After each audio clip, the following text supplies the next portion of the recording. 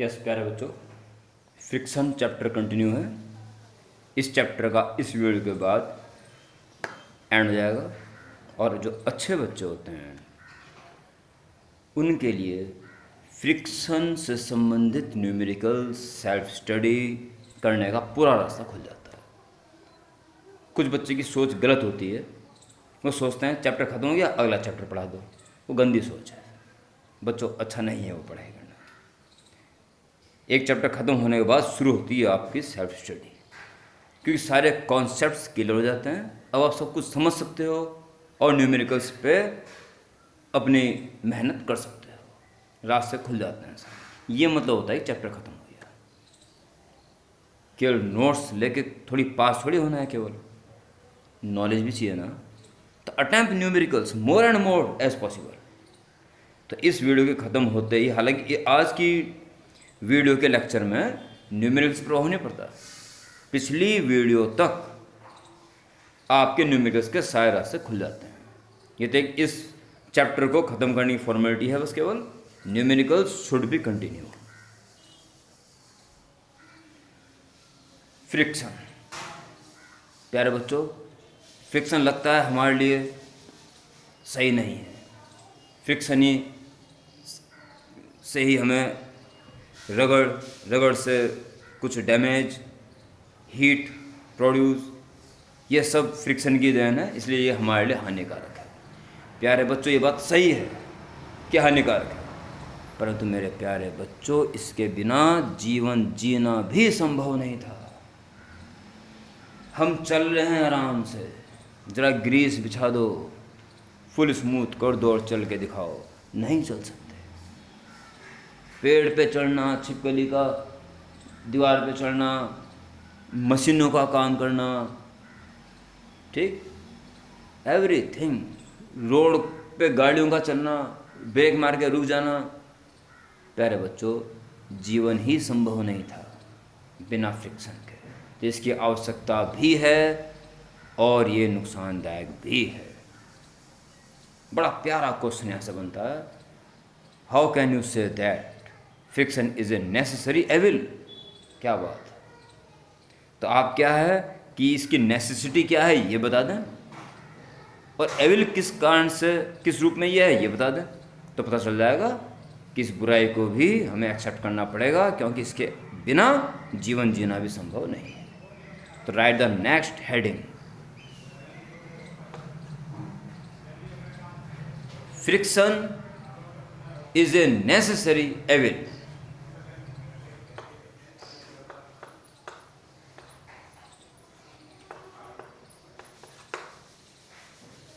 Necessary evil. फिर दो heading डाल दो, पहले इसकी नेसेसिटी और फिर इसकी एविल। बस देखिए, friction is A necessity, heading.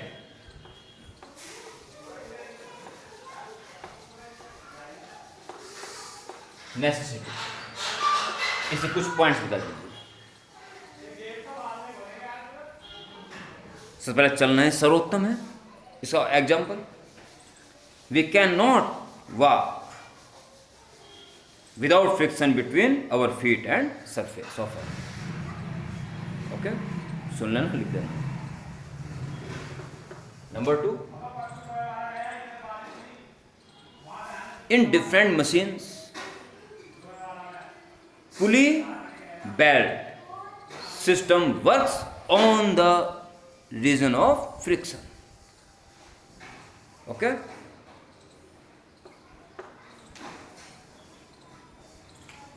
और आप ये लिख सकते हो,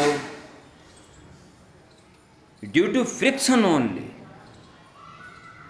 on applying brakes vehicle stop. Okay, this friction applied between rubber tyre of vehicle and road. ठीक, और लिखेंगे, to walk, to climb, to drive, all are due to only friction, या without friction to climb, drive are not possible. ठीक है, फिर आप head डालेंगे, friction is an evil. इसमें कुछ पढ़ रहे हैं, wear and tear in a machine is only due to friction. Number 2, due to friction, heat energy is produced. Due to this, machine can damaged.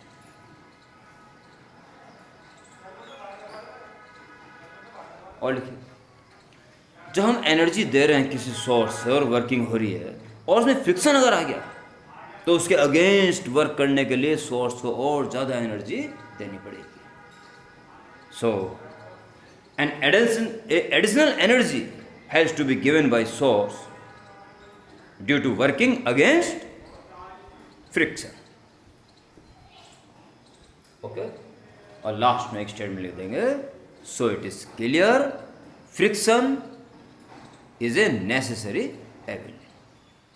Okay, heading समाप्त कर दो। इसके बाद जहां पता चल रहा है कि फ्रिक्शन से ज़्यादा नुकसान हो रहा है तो हम कोशिश करते हैं कि फ्रिक्शन कम हो। तो कैसे कैसे इस फ्रिक्शन को कम किया जा सकता है? तो write the next heading, methods of reducing friction. उसमें number 1 polishing,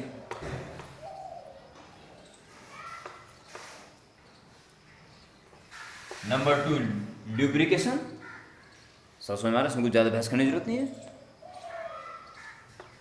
lubrication. Number 3 by streamline flow, ये सब समझ में ना आया आपके, जब फ्लो एक दूसरे के ऊपर फ्लो हो रहा हो लेयर टू लेयर तो फ्रिक्शन फोर्स काम करेगा। ठीक है, एक साथ साइड लेयर फ्लो हो रही हो तो फ्रिक्शन को वक्त ही नहीं मिलेगा, फ्रिक्शन प्रोड्यूस ही नहीं हो पाएगा। ऐसे फ्लो को बोलते हैं स्ट्रीमलाइन। तो बाय स्ट्रीमलाइनिंग द फ्लो, और आप देखते होंगे बेयरिंग देखा होगा आपने, बियरिंग डिफरेंट व्हीकल्स में एक बड़ा चक्का होता है, एक बीच में चक्का होता है कि उनके बीच में और वो रहती हैं छोटी छोटी स्फीयर्स, आयरन स्फीयर्स, स्टील के स्फीयर्स, प्लस लुब्रिकेशन आल्सो। तो अंदर का चक्का बाहर के चक्के के रिस्पेक्ट में आराम से घूम जाता है, और जोर से घुमाओ तो काफ़ी देर तक घूमता रहता है। It is ball bearing. तो by using ball bearings, okay, ये मेथड्स हैं इन्हें कम करने के।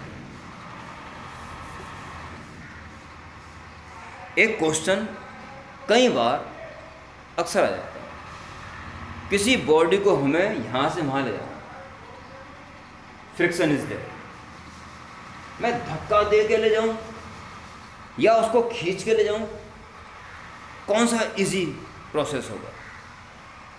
Pulling is easier than pushing, proof करेंगे बाकायदा। ठीक है, 2 नंबर का क्वेश्चन आता है। तो write the next heading and as well last heading of this chapter, pulling of a body is easier than pushing, ये हेडिंग डालते हैं।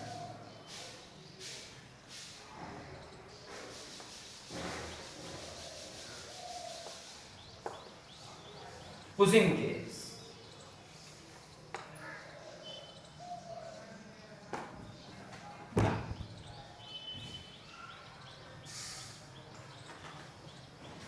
pushing case,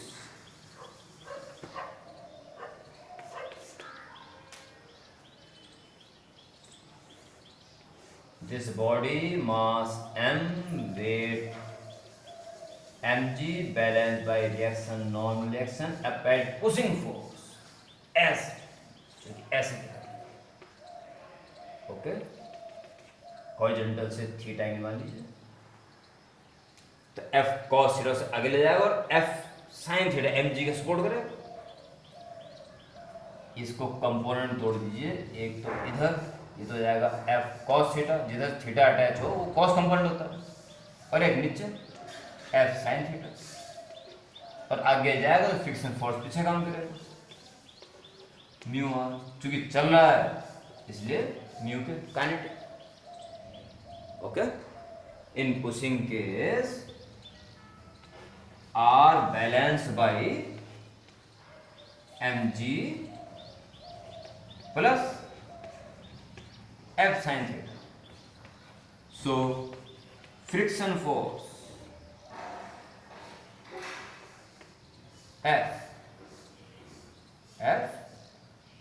friction force F1 कह दीजिए, या F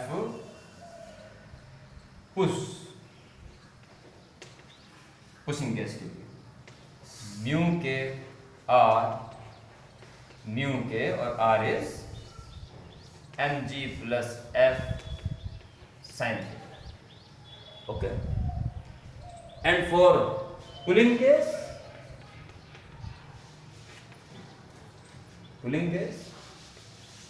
वही बॉडी एम मास की, सो mg balance by R, and now pulling case same angle theta, अब खींचा जा रहा है तो उसका एक कंपोनेंट F cos थीटा आगे बढ़ाएगा, जबकि दूसरा उधर आ जाएगा F sin theta. Now R plus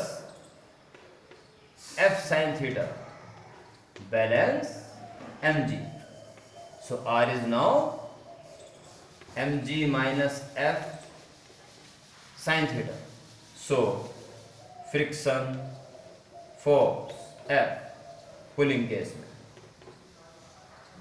ठीक है, is equal to mu K R is equal to mu K, and R is now mg minus F sin theta. देखिए तीनों पार्ट एक जैसे हैं, यहां माइनस आ रहा है, यहां प्लस, इसकी वैल्यू ज्यादा है। So friction force in push case is larger than इधर mu k R. Friction force pull case, pulling case में फ्रिक्शन बहुत कम काम कर रहा है, इसको खींचना ज्यादा आसान है। लास्ट में एक स्टेटमेंट लिख देना, so pulling of a body is easier than pushing. अब आप खुद भी समझ सकते हो नॉर्मली, क्योंकि 2 नंबर का आएगा इसलिए ये कैलकुलेशन करके दिखानी जरूरी हो जाती है। सिंपल कैसे समझ सकते हो कि जब आप फोर्स दबाने वाला लगाओगे तो एक कंपोनेंट वेट के साथ ऐड हो जाएगा, उन दोनों को R को बैलेंस करना पड़ेगा, R ज़्यादा हो जाएगा, और friction force directly proportional to R, so friction force ज़्यादा हो जाएगा। पुलिंग केस में एक कंपोनेंट रिएक्शन का साथ देगा, वेट को ही करना है, सो नॉर्मल रिएक्शन बहुत कम हो जाएगी, आधा काम तो फोर्स ही कर देगा, और रिएक्शन कम हो जाएगी तो नॉर्मल वो फ्रिक्शन फोर्स कम हो जाएगा, जनरली एक लाइन में। ओके, तो इस तरह से आपका एक चैप्टर बच्चों समाप्त हो जाता है। अब ये पूरी तरह समाप्त हो जाता है। अब आपको न्यूमेरिकल्स पे पूरा फोकस करना है। जो बच्चे न्यूमेरिकल्स नहीं कर रहे हैं या काम चलाने के लिए कर रहे हैं, या दूसरे बच्चे पूछ रहे हैं, उनका सॉल्यूशन देख रहा हूँ और वे बच्चे केवल उन्हें देखना है क्या है, तो बच्चों वो पढ़ाई बिल्कुल ना के बराबर है, आप पढ़ाई का अपमान भी कर रहे हो। अगर साइंस ले चुके हो और साइंस में आगे बढ़ना है, आपको न्यूमेरिकल्स तो करने ही हैं, निश्चित रूप से करने हैं। एक न्यूमेरिकल्स इसी वीडियो में बताता हूँ ताकि न्यूमेरिकल्स करते हुए आपको सहारा मिले।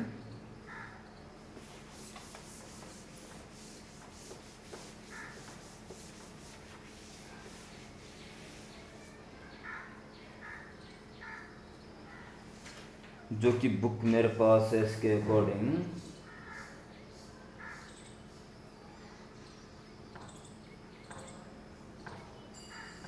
ए horizontal force of 490 newton is required to slide a sledge weighing 600 kg weight. What is the coefficient of friction? जो बुक मेरे पास है उसके अकॉर्डिंग ये क्वेश्चन 5 है।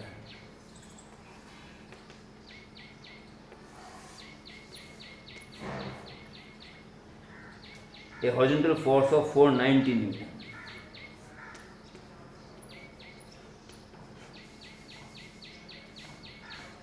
is required to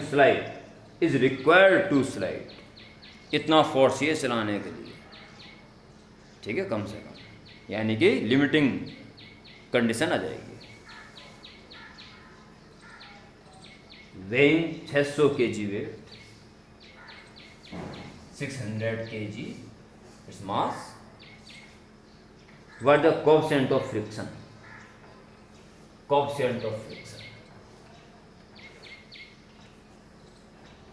600 G की वैल्यू इस क्वेश्चन में नहीं दी है, पर 490 से आइडिया हो जाता है कि 9.8 लेनी चाहिए, कुछ ऐसे इशारे मिल जाते हैं। रिएक्शन आर, चूँकि उसने ये कहा है कि it is required to move, यानी इस पोजीशन पर म्यू आर पूरा इज टेक प्लेस, ठीक। और अगर चढ़ना बहुत दूर की बात होती है, फिर जितना फोर्स लग रहा है उतना ही फ्रिक्शन फोर्स जो म्यू आर के इक्वल ना होता। ये बात मैं बहुत अच्छी तरह को पिछली वीडियो में समझा चुका हूँ। तो R equals 6000 G and mu R equals, now mu s required to move, इतना चाहिए चलाने के लिए, just starts to move, so limited mu s is equal to 490, और चल चुका होता एक्सीलरेटेड मोशन तो पहले बात तो म्यू के हो जाता काइनेटिक, और फिर this minus this is equal to m a, क्या एक्सीलरेशन प्रोड्यूस हो गया। ओके, so equation 1, equation 2 and dividing we get coefficient of friction, और coefficient of friction ही पूछ रहा है। so dividing 2 by 1 are cut जाएगा, बचेगा सिर्फ mu F is 490 upon 600 into 9.8 जी की वैल्यू, और इस तरह से आप एक जैसे 0 काट दीजिए और 10 से और ऊपर से भाग दीजिए तो 4.9 हो जाएगा, और यहाँ 6 हो जाएगा, और ये 9.8 पूजा, यह आ गया 1/12 इज इक्वल टू, और आराम से इसका काम कर देना चाहिए आपको 0.1296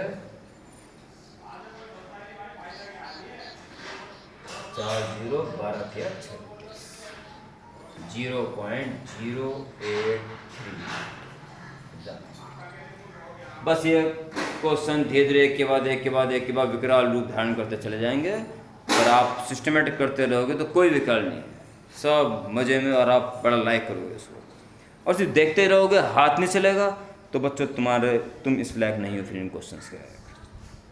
ओके, बुरा तो लगेगा, पर जब कर ही नहीं रहे हो तो ऐसे ही होगा, और करने शुरू कर दोगे तो बच्चों कुछ नहीं है, बेहद आसान सब्जेक्ट है बोथ फिजिक्स एंड मैथ्स।